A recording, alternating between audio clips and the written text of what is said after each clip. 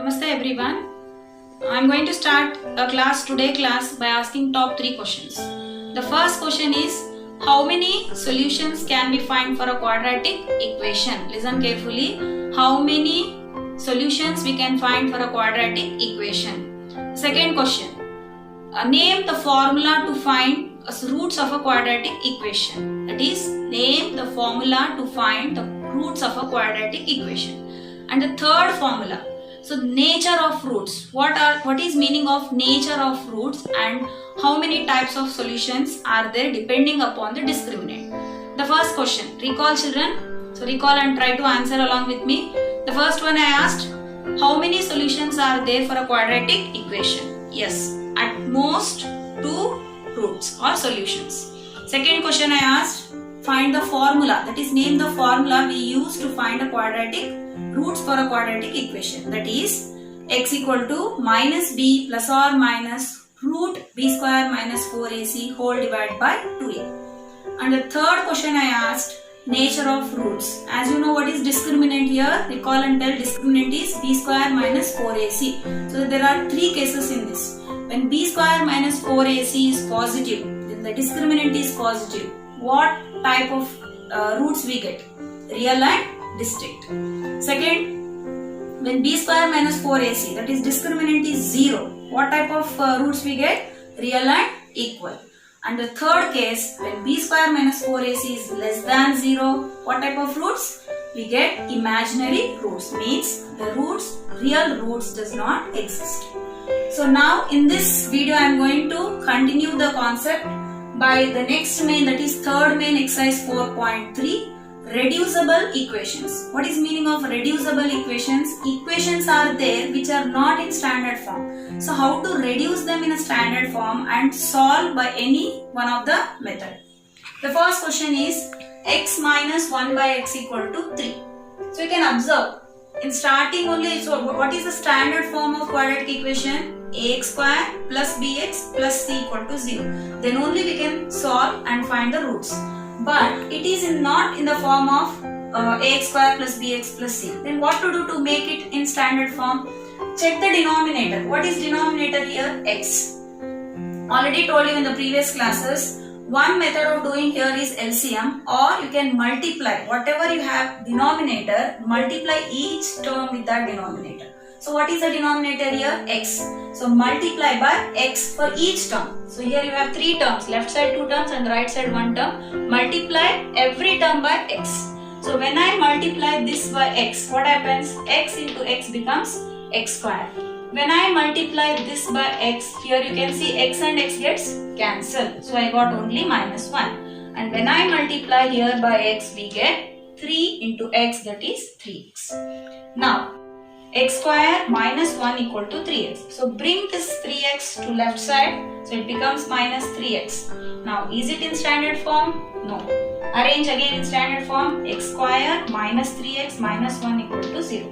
Now I got it is in standard form now. Now I am ready to solve using any method. Out of 3 methods, which is comfortable? So I can tell you the formula method is very easy to find the roots. So I am going with the formula method. That is A is 1, B is minus 3 and C is minus 1. So find the discriminant before I start formula. B square minus 4ac, substitute we got discriminant as 13, which is positive value greater than 0. So write the formula and substitute the discriminant, that is x equal to minus, in place of b write minus 3 plus or minus root 13 whole divided by 2 into 1. As you know that 13 is not a perfect square, so keep as it is.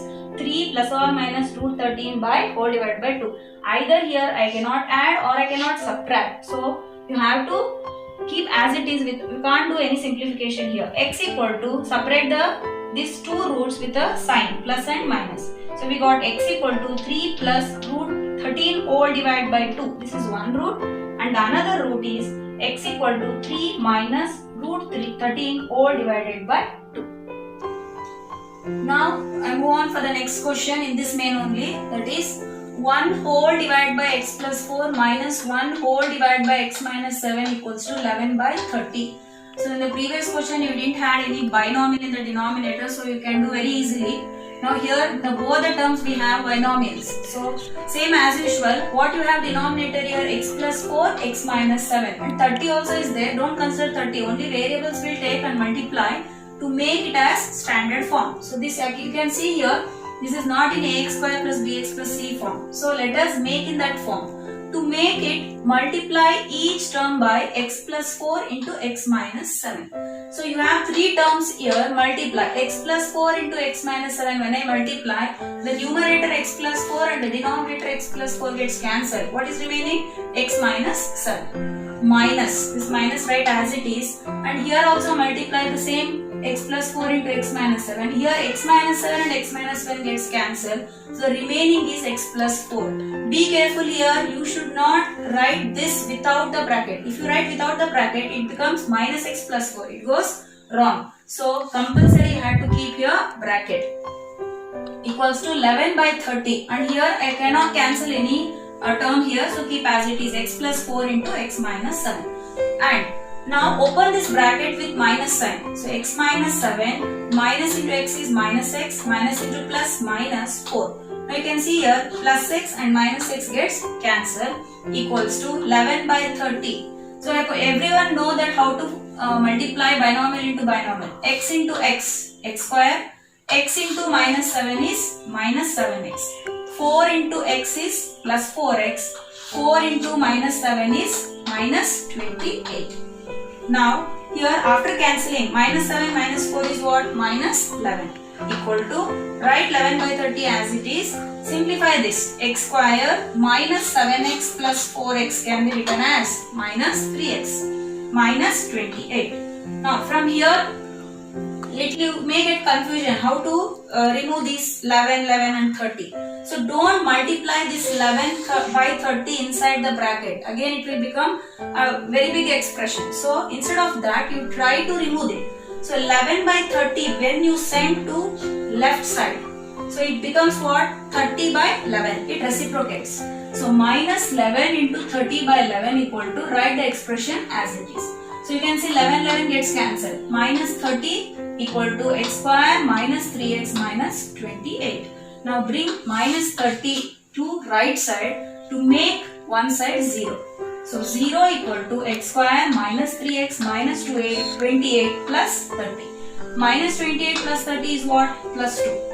So x square minus 3x plus 2 equal to, instead of writing 0 on left side, so write right side. So now I got x square minus 3x plus 2 is in standard form. Now it is a time to solve this. I hope everyone following, there are three methods. So depending upon the difficulty level of the equation, suppose if you cannot split the middle term, you can go for formula method. If you can split it easily, so you can go for factorization method. Now it is very simple equation I got, so I am not going for formula method, so I can do using factorization method. X square 1 into 2 is 2. So you can find the two factors. 2 ones are 2, 2 plus 1 is 3.